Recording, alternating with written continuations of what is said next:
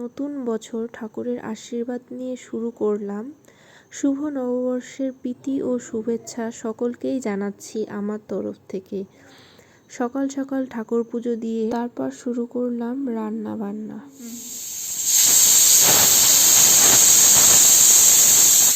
আজ পয়লা বৈশাখ, করব আমি মাটন, সজনে ডাঁটা সবজি, শাক ভাজা, পাঁপড়, তারপর মিষ্টি মুখ করো সবাই একটু।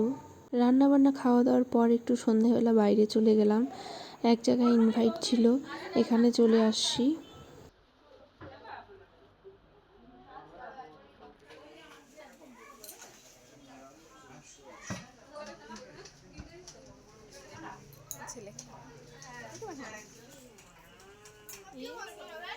আইসক্রিম, মিষ্টি, ক্যালেন্ডার অনেক কিছু পেলাম।